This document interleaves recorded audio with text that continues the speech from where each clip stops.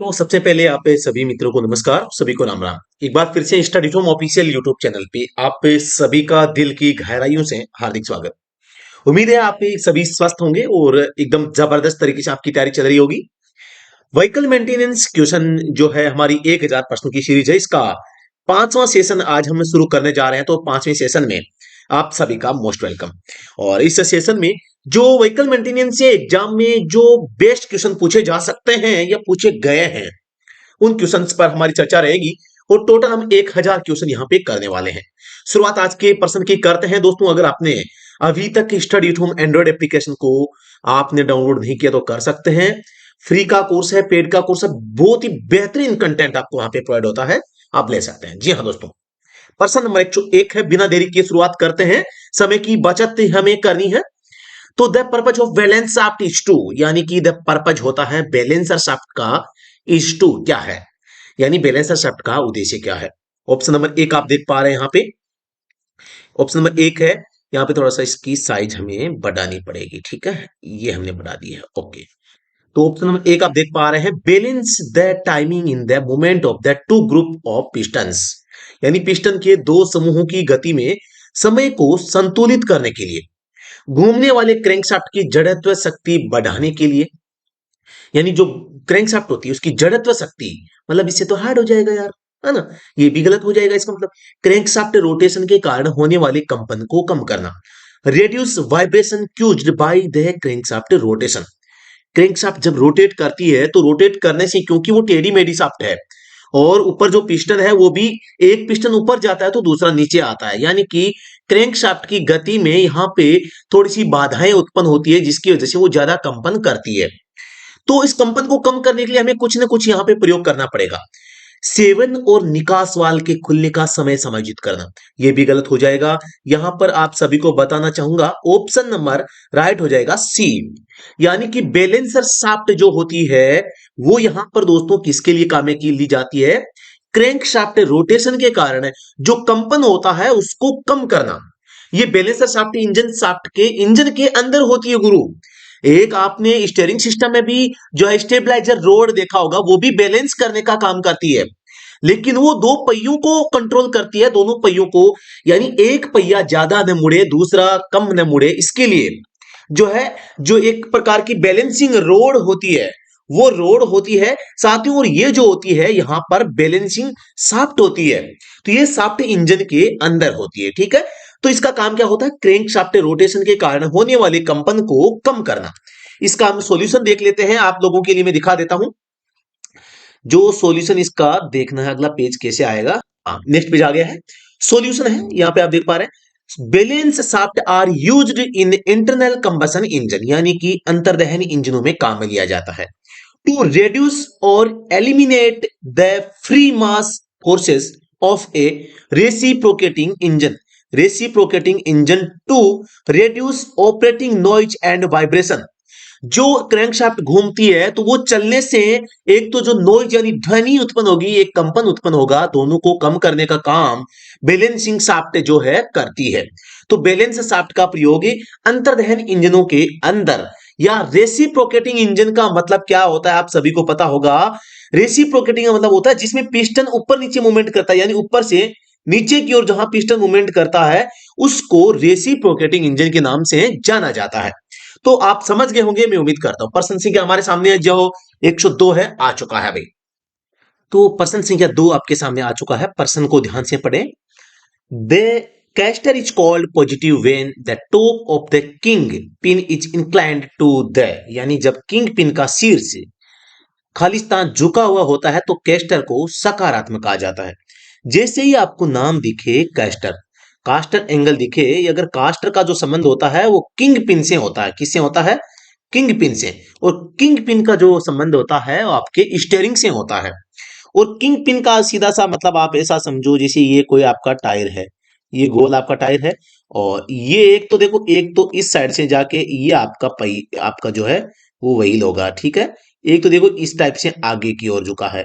एक मैं आपको यहाँ पर बताता हूँ, जैसे ये पहिया है और आपके स्टीयरिंग की जो शाफ्ट है वो इस टाइप से जाके ये होगी, यहाँ वो व्हील होगा स्टीयरिंग, ठीक है। तो आप इसमें देखिए, इसमें आगे की ओर जा रहा है और इसमें पीछे की ओर जा रहा है, ठीक है। है ना। तो ये आपको थोड़ा समझना है, अगर ये इस अक्ष से आगे की ओर झुका है तो ये फिर नकारात्मक कास्टर एंगल होगा, जो कि सही नहीं होता।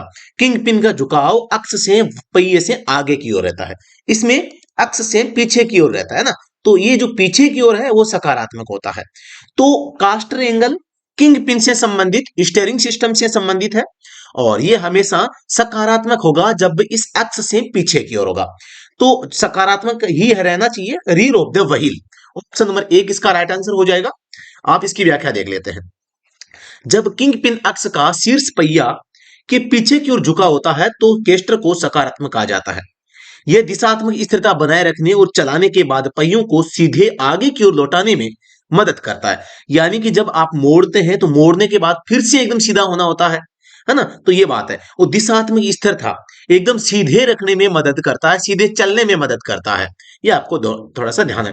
डायरेक्शन स्टेबिलिटी जिसे हम कहते हैं, है ना। और return wheels to straight ahead, और फिर से एकदम सीधी पोजीशन में लाके गाड़ी को सीधा चलने में मदद करता है।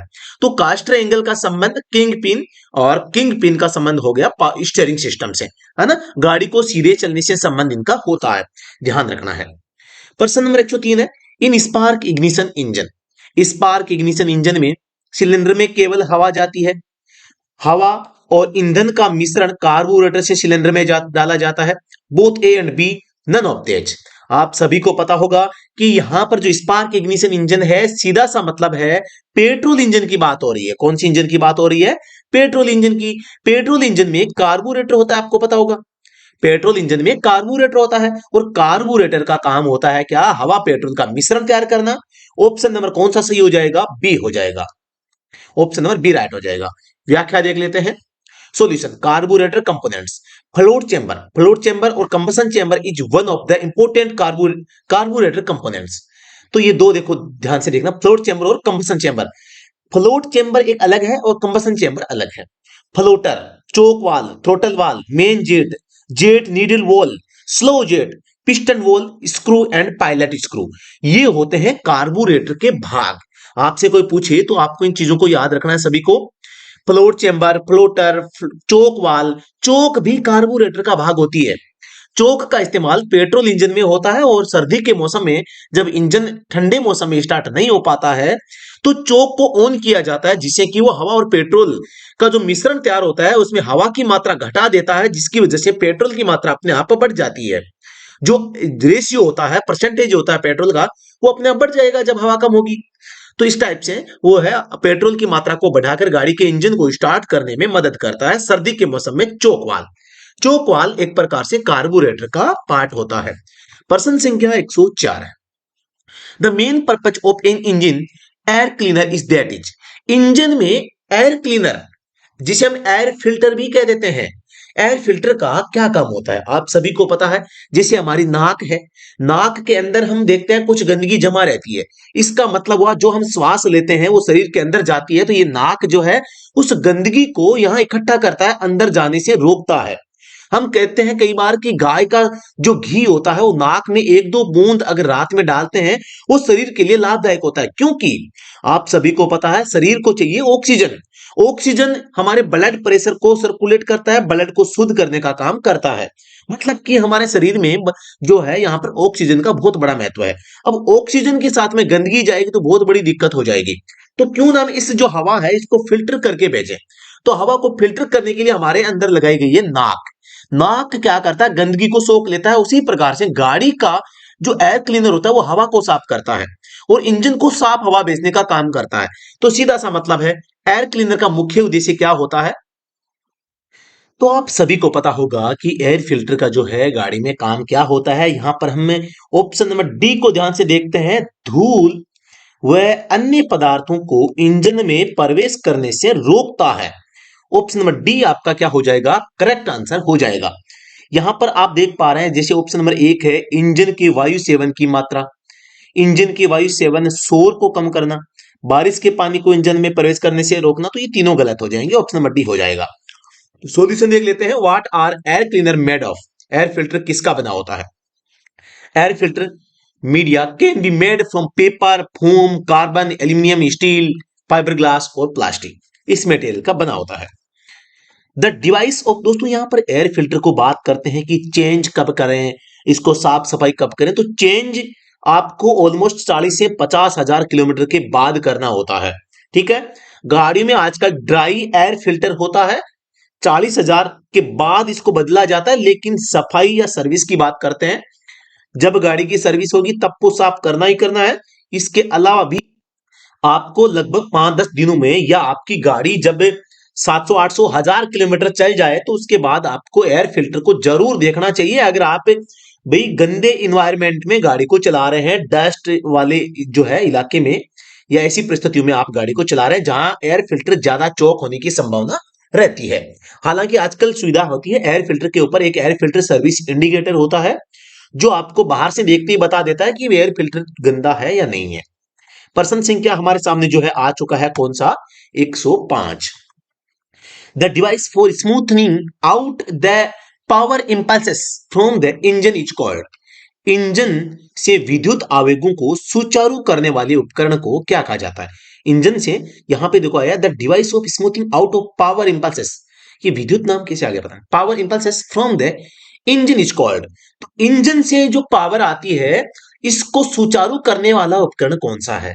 तो इसका जो सुचारू करने वाला उपकरण है, जैसे क्लच है, डिफरेंशियल है, फ्लाई व्हील है, टोर्क कन्वर्टर है, ये सारे ट्रांसमिशन सिस्टम के पार्ट है। लेकिन जो फ्लाई व्हील है, जिसे हम चक्का लिख देते हैं, तो ये एक प्रकार का क्या है, जो है एक ऐसा मतलब उपकरण है या इंस्ट्रूमेंट जो है या डिवाइस है, जिसे कह सकते हैं, जो इस इंजन की पावर को ट्रांसमिशन से जोड़ने और तोड़ने का काम करवाता है क्लच के माध्यम से। तो मेन भूमिका फ्लाई व्हील की इसमें रहती है, इंजन और क्लच के बीच में, है ना, ट्रांसमिशन सिस्टम और इंजन के बीच में फ्लाई व्हील की भूमिका रहती है। इसलिए ऑप्शन नंबर सी इसका राइट आंसर हो जाएगा। इसका सॉल्यूशन देखते हैं। The device for smoothening out the power impulses from the engine is called flywheel. Flywheel are present in most reciprocating engines to smooth out the power delivery over each rotation of the crank end. In motion, most automotive engines also mount a gear ring for a starter. यानी कि self starter motor को जोड़ने के लिए इस flywheel के ऊपर हम क्या कर देते हैं, गियर रिंग जोड़ देते हैं। क्या जोड़ देते हैं? Gear ring. The rotational interior of the flywheel also allows a much slower minimum unloaded speed and also improves the smoothness at idle। यानी एक आइडल स्पीड पर भी इंजन को लगातार एक बिना झटके के, बिना ज्यादा उतार चढ़ाव के चलने में मदद करता है। तो ये फ्लाईव्हील का मेन फंक्शन होता है। तो ये भी आपको ध्यान में रखना है। यानी कि जो इंजन चलेगा तो इंजन में अचानक जो गति कम या ज्यादा होगी, उससे क्या अचानक उतार चढ़ाव आएगा गति में। तो उस अचानक आने वाले उतार चढ़ाव को कम करने के लिए फ्लाईव्हील नामक एक पहिया, भारी पहिया लगाते हैं, जो कि इस इंजन की अचानक होने वाली उतार चढ़ाव को कम करने का यहां पे काम करता है। तो फ्लाईव्हील का बहुत बड़ा योगदान है। दूसरा, इसके ऊपर रिंग गियर चढ़ा के सेल्फ स्टार्टर मोटर जोड़ देते हैं। तीसरा, इसके ऊपर क्लच असेंबली को फिट करते हैं। पर्सन सिंह 106, मास्टर सिलेंडर का मुख्य कार्य। The main function of a master cylinder is to. Master cylinder होता है वो एक प्रकार का ब्रेकिंग सिस्टम का पार्ट है।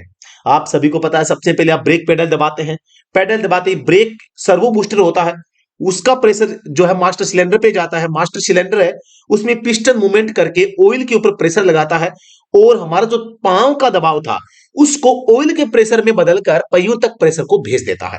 तो मास्टर सिलेंडर का मेन काम क्या हुआ? मास्टर सिलेंडर का मेन काम हुआ, हमने जो पेडल पर जो बल लगाया, पेडल पर फोर्स लगाया, उसको हाइड्रोलिक प्रेशर के माध्यम से पहियों तक भेजना। तो ऑप्शन नंबर सी इसका राइट आंसर हो जाएगा। ब्रेक पेडल बल को हाइड्रोलिक दबाव में बदलना, convert brake pedal force into hydraulic pressure, है ना। तो ऑप्शन नंबर सी इसका राइट आंसर हो जाएगा। इसे ब्रेक मास्टर सिलेंडर के नाम से भी जानते हैं, टंडम मास्टर सिलेंडर भी यही होता है। सॉल्यूशन देख लेते हैं। समारोह है, यानी कि व्याख्या हो जाएगी। मास्टर सिलेंडर, जिसे मास्टर ब्रेक सिलेंडर के रूप में भी जाना जाता है, ब्रेक सर्किट में ब्रेक तरल पदार्थ को खिलाकर और यांत्रिक बल के अनुसार इसे नियंत्रित करके ब्रेक पेडल पर दबाव को हाइड्रोलिक दबाव में परिवर्तित करता है। मास्टर ब्रेक सिलेंडर का उपयोग डिस्क ब्रेक और ड्रम ब्रेक दोनों में किया जाता है।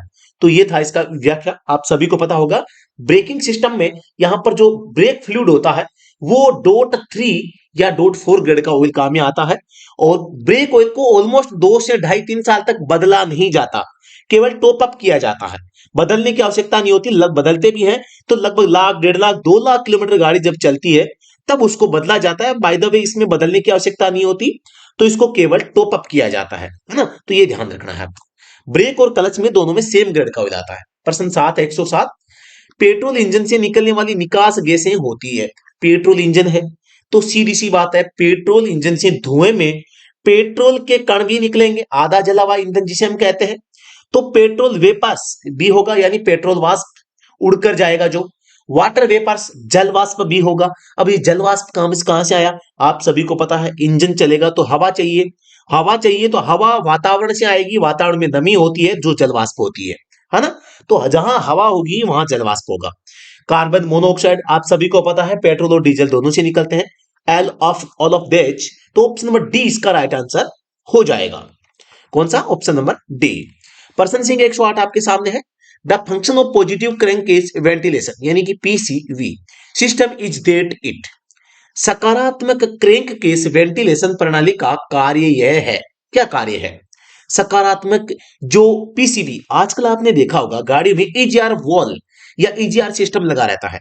ईजीआर का मतलब होता है एग्जॉस्ट गैस रिसर्कुलेशन, मतलब एग्जॉस्ट गैसें जो होती है, जो इंजन से जली हुई गैसें होती है, उनको रिसर्कुलेट करके इंजन के अंदर भेजना, यही काम इस पीसीबी का होता है, पॉजिटिव क्रैंक केस वेंटिलेशन। तो इसका मेन काम क्या है, इसका मेन काम है returns blow by gases from the crank case to the intake system, यानी जो क्रैंक केस से जो गैसें निकलती है उनको वापस इनटेक सिस्टम में भेजना। क्रैंक केस से इनटेक सिस्टम तक गैसों का झटका लौटाता है, ठीक है ना। तो ये आपको थोड़ा सा ध्यान में रखना है। अब मैं आपको इसकी व्याख्या बता देता हूं, ऑप्शन नंबर सी इसका राइट आंसर हो जाएगा। इसकी व्याख्या देख लीजिए। Positive crankcase ventilation PCV systems first used in the second world war and present on most modern engines send the crankcase gases back to the combustion chamber as part of the vehicle emission control in order to reduce air pollution. जो वायु प्रदूषण है उसको कम करने के लिए crank case से जो गैसें होती है उनको फिर से कंबशन चेंबर में यहां पर जो है क्या किया जाता है, भेजा जाता है, जिससे कि इमिशन कंट्रोल होगा, प्रदूषण कंट्रोल होगा। तो यह आपको ध्यान रखना है, पॉजिटिव क्रैंककेस वेंटिलेशन इस क्रिया को कहा जाता है। पर्सन सिंह 117 आपके सामने है। The two kinds of piston rings are, piston ring दो प्रकार की होती है, बिल्कुल हमें पता है। रिंग संख्या पूछे तो 3, टाइप पूछे तो 2। टाइप कौन कौन से होते हैं, ऊपर की 2 रिंग जो होती है वो कंप्रेशन रिंग होती है, नीचे की रिंग होती है ऑयल रिंग होती है। और तो इसका राइट आंसर हो जाएगा option number 1, compression and oil control ring, संपीड़न और तेल नियंत्रण के छल्ले। अब ये बनाई किसकी जाती है, कास्ट आयरन और स्टील की बनी ये होती है, स्टील या कास्ट आयरन की बनी होती है, ये भी आपको ध्यान में रखना है। यहां पे आप देख पा रहे हैं there are 2 types of piston rings, example compression and oil control. आप देख पा रहे हैं सबसे जो ऊपर की है ये कंप्रेशन रिंग है, ये भी सेकंड कंप्रेशन रिंग है, और नीचे वाली ऑयल कंट्रोल रिंग है। और ये ऑयल कंट्रोल रिंग जो होती है ये क्या करती है, ऑयल को स्क्रैपिंग का काम करती है। स्क्रैपिंग का मतलब यहां से जो इस पिस्टन पे ऑयल होगा उसको नीचे लाने का काम करेगी, खींच के सिलेंडर की दीवारों पे जो ऑयल होगा। तो इसके लिए इस स्क्रैप करने के कारण इस रिंग को स्क्रैपिंग रिंग भी कहा जाता है। ऑयल कंट्रोल रिंग को स्क्रैपिंग रिंग भी कह देते हैं, याद रखना है। अब दूसरी बात यह है कि यहां पर ये रिंगें खराब हो जाती है तो क्या होता है, ऊपर जो कंप्रेशन होगा वो नीचे आएगा, नीचे का ऑयल ऊपर जाएगा, तो यहां पर दिक्कतें होती है, आपको पता होना चाहिए। जब साइलेंसर में से ऑयल निकलता है इसका सीधा सा मतलब है ऑयल रिंग खराब हो गई है, ऑयल अब क्या हो रहा है, ऊपर जा रहा है और कंबशन चेंबर में जलते हुए धुएं के साथ बाहर है वो निकलता रहता है। तो अगर गाड़ी धुएं के साथ में ऑयल उठाती है इसका मतलब है ऑयल रिंग खराब हो गई है। ऑयल रिंग खराब होने का कारण सिलेंडर घिस सकता है, पिस्टन घिस सकता है या रिंग घिस सकती है, तीनों कारण हो सकते हैं। पर्सन सिंह 109, वह क्रम जिसमें ब्रेक पेडल दबाए जाने पर ब्रेक सिस्टम के माध्यम से बल प्रसारित होता है। जब आप ब्रेक को दबाते हैं, पहियों पर ब्रेक लगते हैं, तो कौन कौन से कंपोनेंट है जो इसमें काम करते हैं। सबसे पहले आपने पैर से ब्रेक पेडल को दबाया, ब्रेक पेडल दबाते ही सर्वो बूस्टर जो होता है वो दबता है, सर्वो बूस्टर के बाद में ब्रेक मास्टर सिलेंडर होता है, उसमें पिस्टन मूवमेंट करता है, उसमें हाइड्रोलिक जो बल होता है वो प्रेशर के माध्यम से पहियों तक जाता है। तो अब देखते हैं ब्रेक पेडल, ठीक है, master cylinder, brake line, vacuum servo तंत्र, ये दूसरे नंबर पे आएगा भाई, ये वैक्यूम सर्वोतंत्र ना, ये दूसरे नंबर पे आएगा तो गलत हो जाएगा। Brake pedal, vacuum servo mechanism, दो ठीक है। मास्टर सिलेंडर ये भी ठीक है। ब्रेक लाइन ये भी ठीक है। ब्रेक पैड, ये जो आपके सूज जहां पे लगे रहते हैं, ये भी ठीक है। तो ऑप्शन नंबर 20 का करेक्ट आंसर है। सी गलत क्यों है देखें, ब्रेक पेडल, मास्टर सिलेंडर आ गया, वैक्यूम बाद में, वैक्यूम सर्वो जो बूस्टर है वो बाद में आया है, गलत हो गया। इसमें देखें ब्रेक पेडल, ब्रेक लाइन पहले ही आ गई, पेडल के बाद में सीधी लाइन आ गई, गलत हो गया। तो ऑप्शन नंबर 20 का राइट आंसर हो जाएगा। आप इसमें पर्सन सिंह 110 पे चलते हैं। चार पहिया ड्राइव प्रणाली का मूल उद्देश्य यह है, यानी कि जो फोर व्हील ड्राइव सिस्टम होता है, जिनमें आगे भी डिफरेंशियल होता है, पीछे भी डिफरेंशियल होता है, तो ऐसे फोर व्हील ड्राइव सिस्टम का मूल उद्देश्य क्या होता है? सूखी सड़क सतहों पर बेहतर कॉर्निंग प्रदान करना। सूखी सड़क से कोई मतलब नहीं, गलत है। स्नो टायर, टायर चेन आदि की आवश्यकता समाप्त हो जाती है, बर्फीले क्षेत्रों की बात हो रही है, गलत है, नहीं होगा। फिसलन भरी सड़क सतहों पर भी सभी चार पहियों पर इंजन टोर का प्रभावी संचरण सुनिश्चित करना। फिसलन, जहां पर फिसलन ज्यादा होती है उसकी बात हो रही है, तो ये कुछ ठीक लग रहा है। ये सुनिश्चित करता है कि फिसलन वाली सतहों पर भी प्रभावी ब्रेकिंग की जा सकती है। नहीं, फिसलन वाली सड़कों पर तो ब्रेकिंग से गाड़ी ज्यादा फिसलेगी, लेकिन जहां फिसलन होती है वहां अगर चारों पहियों में ड्राइव होगा तो आगे वाली फिसले तो पीछे वाली काम कर लेंगे, पीछे वाली फिसले तो आगे वाली काम कर लेंगे। इसलिए जहां गाड़ी फिसलने की संभावना ज्यादा रहती है, धसकने की ज्यादा संभावना रहती है, वहां पर हम फोर व्हील ड्राइव, 4x4 गाड़ी का प्रयोग करते हैं, जिसकी मदद से वहां पर हम चल सकें। तो फिसलन भरी सड़क सतहों पर भी चार पहियों पर इंजन टॉर्क प्रभावी संचरण सुनिश्चित करना। ऑप्शन नंबर सी इसका राइट आंसर हो जाएगा। अब हम आगे बढ़ते हैं, प्रश्न संख्या 111। ऑटोमोबाइल इंजन के रेडिएटर में शीतलक से हवा में गर्मी का स्थानांतरण।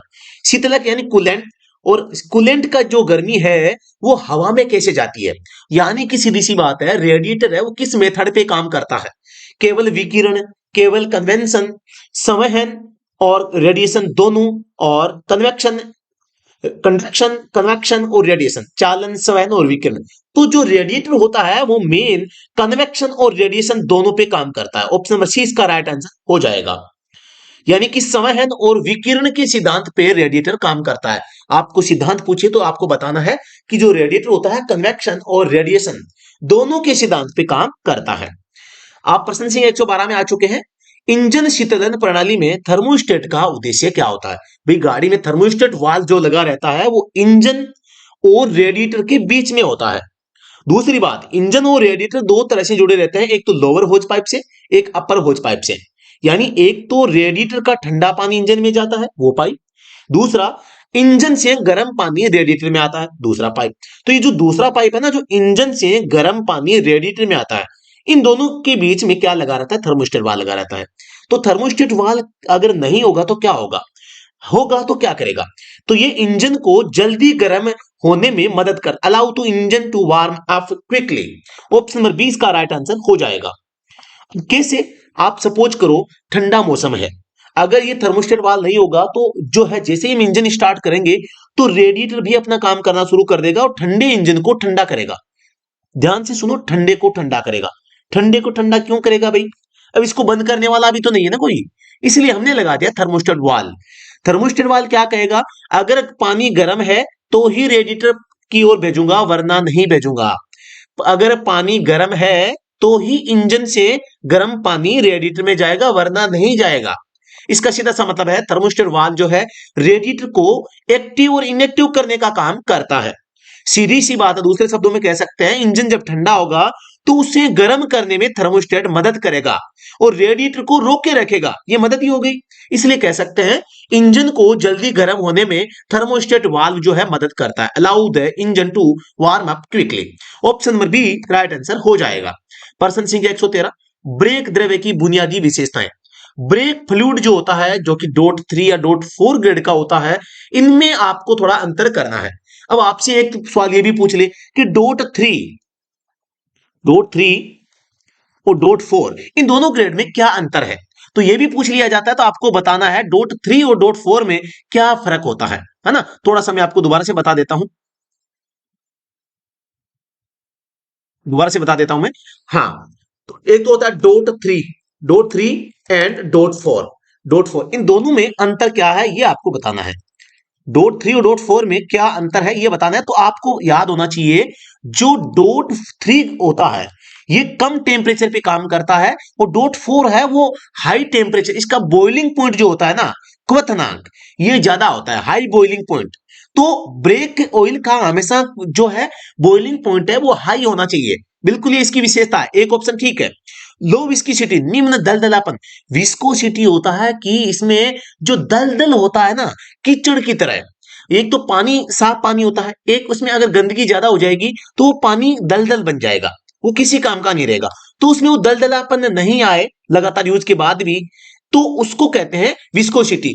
तो इसका कम दलदलापन का गुण होना चाहिए, मतलब इसमें दलदल कम बने, कम से कम हो, है ना। नंबर तीन है compatibility with rubber and metal parts, rubber और धातु भागों के साथ संगतता। यानी जो ब्रेकिंग सिस्टम है इसमें रबर के भी पार्ट है, धातु के भी पार्ट है, तो इनके साथ भी ये रहकर अच्छा काम करे, ऐसा गुण ब्रेक ऑयल में होना चाहिए। तो ये all of the option number D right answer हो जाएगा। तो यहां पर आपको एक प्रश्न ये भी आता है कि डॉट थ्री या डॉट फोर में से जो है ज्यादा गुणकारी कौन सा ऑयल होता है। तो ये डॉट फोर ग्रेड का जो ऑयल होता है वो हाई टेम्परेचर पे भी काम कर सकता है तुलना में डॉट थ्री के। यानी डॉट थ्री और डॉट फोर में तुलनात्मक रूप से अध्ययन करें तो हाई बॉइलिंग पॉइंट किसका होगा, ऑप्शन नंबर डॉट फोर का होगा, है ना। High boiling point dot four का होगा तुलनात्मक रूप से। तो अगले प्रश्न पे चलते हैं।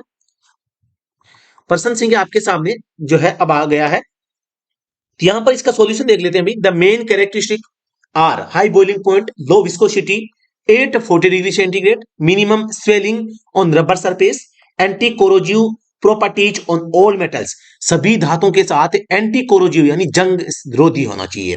High lubricant power, high lubricant power भी होनी चाहिए। गुड केमिकल स्टेबिलिटी, और केमिकल है वो स्थिर बना रहे, उसकी जो है गुणवत्ता में कमी ना आए, अच्छी रासायनिक स्थिरता होनी चाहिए। ये नहीं कि थोड़ा सा काम में आया, इसकी जो स्थिरता है, रासायनिक गुणवत्ता है वो उसमें कमी आ जाए, ऐसा नहीं होना चाहिए। तो ये इसके गुण होते हैं ब्रेक ऑयल के, ये भी आपको ध्यान में थोड़ा सा वो रखना है, ठीक है। तो हम अगले पॉइंट पे चलते हैं।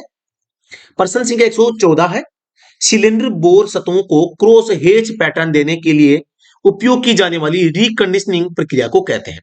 सिलेंडर बोर का शब्द आ जाए और आपको दोबारा से रिकंडीशनिंग, रिकंडीशन का मतलब पहले जैसी स्थिति आपको लानी है। तो यहां पर आपको ध्यान देना है, इसका मतलब है सिलेंडर बोर अंदर से जहां पर पिस्टन मूवमेंट करता है वो घिस चुका है, उसको रिपेयर करना है। और सिलेंडर बोर को अंदर से जो है रिपेयर करने की क्रिया होनिंग कहलाती है। क्या कहलाती है, होनिंग कहलाती है। ऑप्शन नंबर यहां पे एक राइट आंसर हो जाएगा, ऑप्शन नंबर एक राइट आंसर हो जाएगा। अगले प्रश्न पे हम चलते हैं। The function of A radiator fan in the cooling system is that, शीतलन प्रणाली में रेडिएटर पंखे का कार्य होता है। रेडिएटर जो फैन होता है उसको ड्राइव कौन देता है, कमेंट सेक्शन में तुरंत बताएं। रेडिएटर फैन है वो डीजल गाड़ी में और पेट्रोल गाड़ी में किसकी मदद से घूमता है, ये थोड़ा सा इसके बारे में आपको अगर पता है तो कमेंट सेक्शन में तुरंत छापें। आवश्यकता पड़ने पर यह रेडिएटर के माध्यम से हवा प्रवाहित करता है, आवश्यकता पड़ने पर यह रेडिएटर के माध्यम से हवा प्रवाहित करता है। जैसे ही वाहन आगे बढ़ता है यह हवा के बल से मुड़ता है और इसके घूमने से पानी का पंप चलता है। अच्छा, हवा के बल से मुड़ता है, यह गलत हो जाएगा। यह हवा से नहीं चलता, या तो बैटरी से चलेगा या जो है इंजन की जो जो रेडिएटर जो सॉरी इंजन की जो पुली होती है ना फ्रंट साइड में, उसके ऊपर फैन बेल्ट के माध्यम से ये चलता है। ये सिलेंडर ब्लॉक पर हवा चलाकर इंजन को ठंडा करता है, काम तो ये भी ठीक है। ये इंजन डिब्बे से गर्मी खींचता है, ये भी गलत है, इंजन डिब्बे से गर्मी नहीं खींचता। ये तीसरा ऑप्शन भी ठीक है और ये पहला भी ठीक है। आवश्यकता पड़ने पर रेडिएटर के माध्यम से हवा प्रवाहित करता है। रेडिएटर फैन जो होता है बिल्कुल जो है यहां पर आवश्यकता पड़ने पर रेडिएटर के माध्यम से हवा प्रवाहित करता है, मतलब जो हवा होती है रेडिएटर के ऊपर से खींचता हुआ अंदर है वो प्रवाहित करता रहता है। तो ऑप्शन नंबर एक इसका राइट आंसर हो जाएगा। इसकी व्याख्या हम देख लेते हैं, चलो व्याख्या नहीं है कोई बात नहीं। तो यहां पर जो मैंने पूछा था आपको कि रेडिएटर फैन को ड्राइव कौन देता है, तो इंजन शाफ्ट के ऊपर लगी पुली और फैन बेल्ट के माध्यम से घुमाया जाता है। वाल्वों के स्थान पर पोर्ट्स का उपयोग किया जाता है। Instead of valves the ports are used in case of, यानी कि कई इंजन होते हैं जिनमें वाल्व का उपयोग करते हैं, कई इंजन होते हैं जिनमें पोर्ट्स का इस्तेमाल किया जाता है। तो किसमें पोर्ट्स होंगे किसमें वाल्व होंगे ये आपको बताना है। तो आपको थोड़ा सा एक चीज आपको याद रहनी चाहिए, बता देता हूं मैं आपको। हाँ, पोर्ट्स जो होंगे वो टू स्ट्रोक इंजन में होंगे, ठीक है, टू स्ट्रोक इंजन में। थोड़ा सा छोटा कर देता हूं वापस में। और जो वाल्व होंगे फोर स्ट्रोक इंजन में, पीएनजीआई इंजन। ठीक है, ये आपको ध्यान रखना है। पोर्ट्स होंगे टू स्ट्रोक में, वाल्व होंगे फोर स्ट्रोक इंजन में, ये इतना सा बस ध्यान रखना है। तो वाल्व के स्थान पर पोर्ट्स का उपयोग होगा कौन से में? दो स्ट्रोक आईसी इंजन। आईसी का मतलब होता है इंटरनल कंबशन इंजन। तो ऑप्शन नंबर कौन सा सही हो जाएगा? ऑप्शन नंबर 2 यानी बी राइट आंसर हो जाएगा। अब आप लिए चलते हैं नेक्स्ट प्रश्न पे। स्टार्टिंग प्रणाली में शामिल है। The starting system includes, starting जो गाड़ी का सिस्टम होता है उसमें क्या क्या शामिल होता है? बैटरी बिल्कुल होती है, स्टार्टर भी होता है, इग्निशन स्विच भी होता है। तो ऑप्शन नंबर 1 तो ठीक है। बाकी देखते हैं।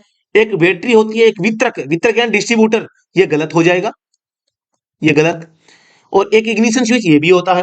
एक बैटरी, स्टार्टर, डिस्ट्रीब्यूटर, डिस्ट्रीब्यूटर नहीं होता, गलत हो गया। एक डिस्ट्रीब्यूटर, तो ये भी गलत हो गया। ऑप्शन कौन सा बचा? Option number 1। तो यहां पर अगले प्रश्न पे हम चलते हैं। द पर्पज ऑफ एडिंग, यहां पर दोस्तों इससे प्रश्न संख्या 17 में, जिसे एक बैटरी हो गई, एक सेल्फ स्टार्टर मोटर हो गया, एक इग्निशन स्विच जिसमें हम चाबी लगाते हैं, ये हो गया। इसके अलावा आप फ्लाई व्हील को कह सकते हैं, फ्लाई व्हील का रिंग गियर भी कह सकते हैं ना। तो ये सारी चीजें स्टार्टिंग सिस्टम का पार्ट होती है। फ्लाई व्हील का भी नाम आ सकता था यहाँ पे। ये डिस्ट्रीब्यूटर है ना, यहाँ पे फ्लाई व्हील का नाम आता तो वो भी शामिल होता, बस याद रखना है आपको। The purpose of adding pigment to the paint is that is, paint में रंग द्रव्य जोड़ने का उद्देश्य यह है। पिगमेंट को क्यों जोड़ा जाता है ये पूछा अभी। पेंट के चिपचिपाहट को अनुकूलित करना, पेंट फिल्म को कठोर बनाता है, पेंट को रंग और भरने का प्रभाव देता है, इनमें से कोई भी नहीं। पिगमेंट एक प्रकार का पेंट में रंग द्रव्य होता है जो कि पेंट को कम से कम यूज करें और कम पेंट का उपयोग करते हुए भी अधिक स्थान पे आ जाता है और महीन से महीन भागों में भी चला जाता है। यानी कि जो जगह होती है वहां पर आसानी से उसको लगाया पेंट किया जा सकता है, छोटी छोटी जगह पर भी, है ना। ये आपको ध्यान रखना है। तो यहां पर जो पिगमेंट का है, adding pigment to the paint is that is, purpose क्या होता है पिगमेंट यूज करने का? उसमें एक तो जो हम चाहें वो रंग उसको दे दे और एक भरने का प्रभाव छोटे स्थानों पर भी। तो इस प्रश्न का राइट आंसर हो जाएगा gives colour and feeling of effect, भरने का जो गुण है वो देने के लिए। ऑप्शन नंबर सी हो जाएगा राइट आंसर। प्रश्न संख्या 19 से 100। ए लेमिनेटेड ग्लास अपॉन क्रैकिंग, टूटने पर एक लेमिनेटेड ग्लास जो होता है वो क्या होगा? आप सभी को पता है विंड स्क्रीन जब भी टूटती है तो बिखरती नहीं है, लोगों को उससे चोट नहीं पहुंचती। क्यों? क्योंकि इसके बीच में एक सैंडविच की परत होती है जो उसे बिखरने से रोकती है। टूट तो जाता है लेकिन बिखरने नहीं देता है, जिसकी वजह से कोई बड़ा हादसा, आंख ऊंख में कांच गिरने की संभावना बहुत कम रहती है। नहीं तो आपको पता है कांच अगर टूटेगा आंखों में कहीं पर भी लग सकता है ना। तो इससे बचाती है कौन? ये सैंडविच। और ये इससे मजबूत भी बनता है। तो यहां पर जो ये लेमिनेटेड ग्लास का मतलब है विंड स्क्रीन जो सामने की होती है ना। विंड स्क्रीन का ग्लास अगर टूट भी जाता है तो वो टूटता नहीं है, बिखरता नहीं है। टूट तो जाता है लेकिन बिखरता नहीं है। तो इस प्रश्न का राइट आंसर हो जाएगा सैंडविच ले ट्रैप्स द फ्रैगमेंट्स, सैंडविच परत टुकड़ों को फंसा लेती है, यानी वो उनको बिखरने से रोक देती है। तेज धार वाले टुकड़ों में टूट जाता है, गलत है। दानेदार टुकड़ों में फूट जाता है, ये भी गलत है। क्रिस्टल के रूप में टूट जाता है, ये भी गलत है ना। तो ऑप्शन नंबर सी इसका राइट आंसर हो जाएगा। कभी भी गाड़ी का जो कांच है टूटता है वो बिखरता नहीं है ना? तो थोड़ा सा मोस्टली आपको ये चीजें ध्यान में रखनी है। प्रश्न संख्या 120। कास्टर इज ए, कास्टर एक होता है। आपको मैंने अभी बताया था कास्टर, कास्टर में कास्ट जाति आ रही है। कास्ट यानी कास्ट जाति, जाति के लोग जो होते हैं अपने आप को शहंशाह समझते हैं, मतलब कि अपने आप को राजा समझते हैं। राजा यानी किंग, किंग यानी किंग पिन, मतलब कास्टर जो होता है एक प्रकार का किंग पिन से संबंध रखता है। किंग पिन का संबंध स्टीयरिंग से होता है। इसका झुकाव हमेशा पॉजिटिव पहिए के पीछे होना चाहिए और ये हमेशा आगे के पहियों में होता है। कास्टर एंगल केवल आगे के पहियों में होता है। तो किंग पिन का आगे की ओर झुकाव, किंग पिन का पीछे की ओर झुकाव, या तो एक या बी, इनमें से कोई नहीं। तो जो कास्टर होता है ना, मैंने आपको पहले भी बताया था, पहिए का जो अक्ष होता है उसे आगे की ओर झुकाव होगा तो नकारात्मक होगा और पीछे की ओर होगा तो सकारात्मक होगा। कास्टर एंगल का संबंध किंग पिन से होता है, आगे या पीछे। आगे है तो नकारात्मक, पीछे है तो सकारात्मक। ऑप्शन नंबर सी इसका राइट आंसर हो जाएगा। यहां पर हम अगले प्रश्न पे चलते हैं। फ्रंट स्टेबलाइजर बार का उपयोग किया जाता है। आगे के पहिए देखते हैं, आगे के दोनों पहियों को एक आपस में जोड़ने वाली रोड होती है, यू के आकार की। वो यू के आकार की रोड क्यों होती है? जब हम गाड़ी को मोड़ेंगे तो दोनों पहिए एक साथ मुड़े, सीधी करें तो दोनों एक साथ सीधे हो, लेफ्ट में टर्न कराएं तो दोनों लेफ्ट में टर्न करें, सीधा या जैसे भी चलना हो, मतलब दोनों का संबंध होना जरूरी है। नहीं तो एक कहेगा मैं लेफ्ट में जाऊंगा, दूसरा कहेगा मैं सीधा चलूंगा, तीसरा कहेगा मैं राइट में मुड़ूंगा, है ना। तो इसीलिए इन पहियों को सीधा चलने में सामंजस्य बनाए रखने के लिए हम स्टेबलाइजर बार, या हम कह सकते हैं फ्रंट स्टेबलाइजर रोड, जिसे हम बैलेंसिंग रोड भी कहते हैं, का प्रयोग करते हैं। तो क्यों करते हैं? सस्पेंशन मूवमेंट और बॉडी रोल को नियंत्रित करने के लिए। ऑप्शन नंबर सी इसका राइट आंसर हो जाएगा। वाहन भार वहन क्षमता बढ़ाएं, एक नरम सवारी प्रदान करें, दोनों गलत है। सस्पेंशन का मूवमेंट और बॉडी रोल को नियंत्रित करने के लिए ये काम करते हैं, क्योंकि जब गाड़ी को हम टर्न करवाते हैं तो गाड़ी का लोड है एक पहियों पे ज्यादा एक पे कम आ सकता है। सॉल्यूशन देख लेते हैं। स्वे बार को, जिन्हें स्टेबलाइजर बार भी कहा जाता है, का उपयोग आपके वाहन को पलटने से बचाने के लिए किया जाता है। यह एक यू आकार की स्टील बार है जो वाहन के प्रत्येक अगले पहिए से जुड़ी होती है। प्रत्येक मतलब दोनों पहियों से आपस में जुड़ी रहती है। जब वाहन, आपका वाहन एक मोड़ पर जाता है तो आपके वाहन की बॉडी एक तरफ लुढ़क जाती है या उसका वजन एक तरफ हो जाता है, और इस असुविधा से बचने के लिए इन दोनों पहियों को अब आपस में जोड़ दिया जाता है, जिसके कि गाड़ी संतुलित हो जाती है। अगर ऐसा नहीं होता तो गाड़ी मोड़ में, गाड़ी का वजन है एक साइड में चला जाता और गाड़ी पलट जाती, है ना। गाड़ी को पलटने से बचाती है कौन? ये स्टेबलाइजर बार, जिसे हम स्टेबलाइजर रोड के नाम से भी जानते हैं। तो ये आपको थोड़ा सा ध्यान में रखना है। प्रश्न संख्या 122, the timing belt is attach to the crank cam shaft pulley and, यहां पे नाम आया है केम शाफ्ट, केवल केम शाफ्ट नहीं है गुरु, ध्यान देना, पुली भी शब्द है। पुली होता है जिसके ऊपर फैन बेल्ट चढ़ी हुई होती है। टाइमिंग बेल्ट केम शाफ्ट चरखी और से जुड़ी रहती है। अभी जो टाइमिंग बेल्ट है ना, मैं आपको एक चित्र बना के बताता हूं।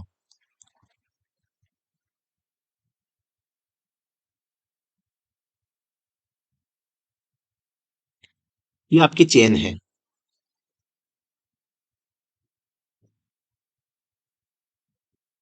ये आपकी चेन है, इन दोनों को ऊपर से जुड़ी हुई है, ठीक है। मेरे पास में आज प्रॉपर इंस्ट्रूमेंट नहीं है, मैं नहीं बना पा रहा हूं ढंग से, लेकिन बना दिया मैंने। अभी एक केम है, एक क्रैंक शाफ्ट है, इन दोनों के ऊपर क्या जो है वो गियर लगे हुए हैं। गियर के ऊपर से एक चेन लगी हुई है या बेल्ट लगी हुई है, जो भी लगी है, जो इन दोनों को आपस में जोड़ती है।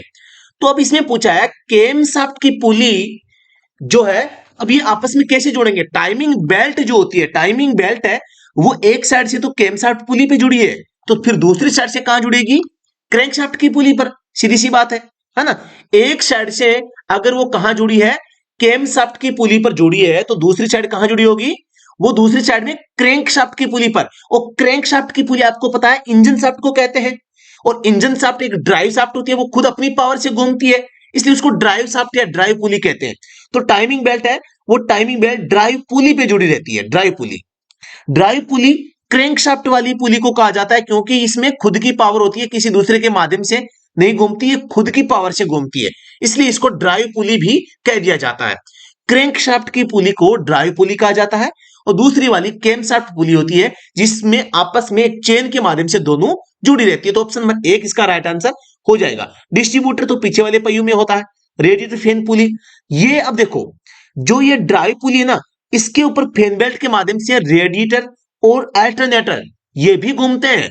ये भी एक साइड में रेडिएटर और अल्टरनेटर पे फैन बेल्ट चढ़ती है, दूसरी साइड ड्राइव पुली पे फैन बेल्ट चढ़ती है। अल्टरनेटर पुली, तो ये अल्टरनेटर और रेडिएटर पुली दोनों सेम ही होती है, जो कि ड्राइव पुली पर एक ही पुली के माध्यम से घूमती रहती है ना। याद रखना है, एक फैन बेल्ट होती है जो अल्टरनेटर और रेडिएटर फैन दोनों को घुमाती है, और वही वो जो फैन बेल्ट है वो नीचे जो है इंजन शाफ्ट के ऊपर पुली पर चढ़ी रहती है ना। ये यहां बात पूछी जा रही है। तो ऑप्शन नंबर एक इसका राइट आंसर हो जाएगा। पर्सन इसका सॉल्यूशन देख लेते हैं। The timing belt is attach to the camshaft pulley and timing belt drive pulley. Camshaft pulley एक साइड में, दूसरी साइड में टाइमिंग बेल्ट ड्राइव पुली। पर्सन सिंह 123 है। A battery can be charge by, एक बैटरी को चार्ज किया जा सकता है। यहां पर आप एक ध्यान रखना, बैटरी को हम चार्ज करते हैं, प्लस और माइनस होता है। अब बैटरी को हमें देना है क्या? करंट। बैटरी हमें वापस सप्लाई भी देगी, तो करंट जो टर्मिनल तो वही है ना, तो पॉजिटिव टर्मिनल और नेगेटिव टर्मिनल। बैटरी से अगर हमने अल्टरनेटर को बंद कर दिया तो वही बैटरी हमें क्या देगी, वोल्टेज देगी। हमें प्लस से प्लस का वोल्टेज देगी, माइनस से माइनस का वोल्टेज देगी, मतलब हमें वहां से विद्युत की सप्लाई मिलेगी, है ना। तो अब हम इसे चार्ज करेंगे, तो यहां पर हम क्या करेंगे, इस वोल्टेज के विपरीत, इस वोल्टेज के विपरीत हम क्या करेंगे, हम इस वोल्टेज के विपरीत गाड़ी का जो अल्टरनेटर है उसका कनेक्शन करेंगे। यही पूछा गया है, एक बैटरी को चार्ज किया जा सकता है, चार्जिंग की विपरीत दिशा में वोल्टेज लगाना, चार्जिंग की दिशा में ही वोल्टेज लगाना, चार्जिंग की दिशा में वोल्टेज लगाएं तो फिर वो कॉमन हो जाएगी, चीजें उल्टा हो जाएगा। चार्जिंग की विपरीत दिशा में वोल्टेज लगाया जाता है, जो चार्जिंग वाला जा रहा है उसकी विपरीत दिशा में हम वोल्टेज वापस बैटरी से लेंगे, तब काम होगा। ऑप्शन नंबर सी इसका राइट आंसर हो जाएगा, ठीक है ना। तो नेक्स्ट प्रश्न पे चलते हैं, अगले प्रश्न पे चलते हैं। इसका चलो सॉल्यूशन देख लेते हैं पहले। How do you think the polarity will vary the charging and discharging principle, यानी आपको बैटरी का चार्जिंग और डिस्चार्जिंग जो प्रिंसिपल या सिद्धांत जो होता है इसको समझना चाहिए। Is it the same polarity for both? To charge 12 voltage battery, connect red charger terminal to positive terminal post on the battery and black यानी ग्राउंड टर्मिनल, जिसे हम अर्थिंग वाला तार भी कहते हैं, to the negative battery post, and when we want to use the battery power we plug at the same terminal. भाई हम बैटरी को अल्टरनेटर से दो जो तार दे रहे हैं वो भी तो उन्हीं टर्मिनल पे दे रहे हैं, वो वापस हम बैटरी से करंट लेते हैं तो उन्हीं से ले रहे हैं ना, इसीलिए हम क्या करते हैं, इसको विपरीत जोड़ देते हैं। इसके कनेक्शन जो अल्टरनेटर के होते हैं वो उन वोल्टेज की विपरीत दिशा में होते हैं, बस ये आपको याद रखना है। आपको सीधा सीधा मतलब है, ये थोड़ा सा पर्सन डिफिकल्ट है, इसको आप ऐसा समझो, चार्जिंग की विपरीत दिशा में वोल्टेज लगाकर बैटरी को चार्ज किया जाता है। सिंपल सा क्वेश्चन है, हूबहू पर्सन एग्जाम में आ चुका है, आपको बस ध्यान से इस प्रश्न को थोड़ा सा पढ़ना और समझना पड़ेगा। प्रश्न आ चुका है अभी गुरुजी, मैं आपको बता देता हूं ना। तो प्रश्न सी 124 है, जब ब्रेक लगाने के दौरान किसी वाहन के अगले पहिए लॉक हो जाते हैं तो क्या होगा? दोस्तों मैं आपको ये चीज बताना चाहूंगा, गाड़ी के पहिए लॉक हो जाते हैं, अचानक लॉक होने से गाड़ी पलट सकती है, टेढ़ी मेढ़ी चल सकती है, गाड़ी के पहिए फिसल सकते हैं। अब इसमें देखो होगा क्या, जो गाड़ी के ड्राइव व्हील है, जैसे कि मोस्टली गाड़ियों में पीछे वाले जो टायर होते हैं वो इंजन की पावर से चलते हैं। जो पहिए इंजन की पावर से घूम रहे हैं, जो पहिए इंजन की पावर से घूम रहे हैं, वो पहिए अगर लॉक हो गए तो गाड़ी टेढ़ी मेढ़ी होके पलट जाएगी। ध्यान से सुनना, जो पहिए इंजन की पावर से चल रहे हैं अगर उनको आपने लॉक कर दिया भागती गाड़ी को, फिर गाड़ी टेढ़ी मेढ़ी होके पलट सकती है। इसीलिए जब हम गाड़ी चला रहे होते हैं तो चलती गाड़ी में कभी भी हैंड ब्रेक का इस्तेमाल नहीं करना चाहिए। हम कहते हैं ना, उसी दृष्टिकोण से दूसरे शब्दों में आपको बताना चाहूंगा, आगे वाले जो टायर होते हैं वो क्योंकि वो ड्राइव व्हील नहीं होते, आगे वाले पहिए अगर लॉक हो जाएंगे तो पीछे से क्या है, समान संतुलित अवस्था में पीछे वाले जो टायर हैं वो इंजन की पावर की मदद से लगातार धक्का दे रहे हैं। इसलिए आगे वाले पहिए अगर लॉक हो जाएंगे तो गाड़ी सीधी चलती रहेगी, गाड़ी मुड़ेगी नहीं, आपको मोड़ने में दिक्कत होगी, लेकिन गाड़ी सीधी की सीधी फिसलती हुई आगे एकदम स्ट्रेट फॉरवर्ड चलती रहेगी। यही समझना आपको। तो प्रश्न पूछा है, जब ब्रेक लगाने के दौरान किसी वाहन के अगले पहिए लॉक हो जाते हैं तो क्या होगा? तो इसका जवाब होगा, चालक स्टीयरिंग पर नियंत्रण खो देता है और वाहन अपनी वर्तमान दिशा में आगे बढ़ता रहता है। रुकने की दूरी बेहद लंबी हो जाएगी, गलत है। आगे के टायर सड़क की सतह पर फिसल जाते हैं और वाहन इधर उधर घूम जाता है, इधर उधर नहीं घूमेगा, यह गलत हो गया। देखो वाहन इधर उधर, क्योंकि ये आगे के टायर लॉक में हैं और ड्राइव व्हील पीछे वाले होते हैं, तो यह गलत हो जाएगा। पिछले टायर सड़क की सतह पर फिसल जाते हैं और वाहन इधर उधर घूमने लगता है। पिछले वाले टायर कैसे फिसलेंगे बताओ, टायर लोग तो आगे वाले में हैं, वो गलत हो जाएगा। चालक स्टीयरिंग पर नियंत्रण खो देता है और वाहन अपनी वर्तमान दिशा में आगे बढ़ता रहता है। ये ऑप्शन डी राइट आंसर हो जाएगा। आप समझ गए होंगे, उम्मीद करता हूं मैं। थोड़ा सा मुझे बताना भाई, आप समझ गए होंगे, ड्राइव जो पहिए होते हैं, इंजन की पावर से पहिए चलते हैं, अगर वो लॉक होंगे तो गाड़ी टेढ़ी मेढ़ी होकर गिर जाएगी। अगर दूसरे वाली लॉक हुए हैं तो फिर गाड़ी स्ट्रेट फॉरवर्ड चलती रहेगी। अगर इंजन की पावर आगे वाले पहियों में जा रही है और पीछे वाले पहिए लॉक हो जाएंगे तो गाड़ी फिसलेगी नहीं, उन पहियों को घसीटते हुए ले जाएगी, क्योंकि पावर तो आगे वाले पहियों में जा रही है और आगे वाले पहिए घूम रहे हैं, है ना। ये थोड़ा सा आपको समझना है। ड्राइव जो व्हील होते हैं उनको लॉक होने से बचाना चाहिए, कभी भी लॉक नहीं करना चाहिए। तो इसको थोड़ा सा ध्यान से देखें, जब आगे के पहिए लॉक कर दिए जाते हैं ताकि वे मुड़ न सकें तो कार बस रुक जाती है। ऐसा इसलिए है क्योंकि लुढ़कने वाली पिछले पहियों का स्थिति घर्षण फिसलने वाले सामने के पहियों के गति घर्षण से अधिक होता है। यदि इसके बजाय पीछे के पहिए लॉक कर दिए जाएं तो रुकते ही कार नाटकीय रूप से पलट जाएगी। यानी पीछे, क्योंकि पीछे वाले जो पहिए हैं वो ड्राइव एक्सल है, उनको अगर लॉक कर देंगे फिर गाड़ी नाटकीय का मतलब है टेढ़ी मेढ़ी होके नाटक करती हुई पलट जाएगी। ये आपको ध्यान में रखना है। आज का हमारा लास्ट प्रश्न है, आज का हमारा लास्ट प्रश्न है और यह है स्टीयरिंग व्हील पर लगाया गया प्रयास अगले व्हील पर स्थानांतरित होने का क्रम। स्टीयरिंग व्हील पर लगाया गया प्रयास अगले व्हील पर स्थानांतरित होने का क्रम। सबसे पहले आपने स्टीयरिंग व्हील को मोड़ा, स्टीयरिंग व्हील से मोड़ने से स्टीयरिंग की जो पावर है मोड़ने की वो शाफ्ट से होती हुई गियर बॉक्स में जाएगी। गियर बॉक्स है वो टाई रोड को कहेगा, टाई रोड है वो स्टीयरिंग नकल को कहेगा, नकल है पहियों को मोड़ेगा। तो आपको इसका क्रम बताना है। तो इसका क्रम देखो, स्टीयरिंग व्हील पर लगाएगा प्रयास अगले, ठीक है, steering wheel, steering gear box, steering shaft, ये स्टीयरिंग शाफ्ट पहले आएगी भाई, ये गलत हो जाएगा, ये गलत। स्टीयरिंग व्हील, स्टीयरिंग शाफ्ट ठीक है, स्टीयरिंग गियरबॉक्स ठीक है, टाई रोड, स्टीयरिंग नकल, फ्रंट व्हील ये ठीक है। ऑप्शन नंबर 2 इसका राइट आंसर हो जाएगा। सी गलत क्यों है? स्टीयरिंग व्हील, स्टीयरिंग शाफ्ट ठीक है, स्टीयरिंग गियरबॉक्स ठीक है, स्टीयरिंग नकल, नकल से पहले टाई रोड आएगा, है ना, पहले टाई रोड आएगी फिर स्टीयरिंग नकल होगी, है ना। स्टीयरिंग नकल को स्टीयरिंग आर्म भी कह देते हैं, याद रखना आप। तो यहां पर ये पहले आएगा, गलत हो गया। स्टीयरिंग व्हील, टाई रोड आ गया, गियरबॉक्स से पहले टाई रोड आ गया तो ये गलत हो गया। ऑप्शन नंबर 20 का राइट आंसर हो जाएगा। तो दोस्तों आज का हमारा सेशन था वो कोई सा भी आपका जो ड्राइवर एग्जाम है, ऑपरेटर का एग्जाम है, उसके लिए काम का है। और आप ITBP driver exam full online mock test आप जो है इसमें प्राप्त कर सकते हैं। लिंक आपको स्क्रीन पे दिखाई दे रहा है।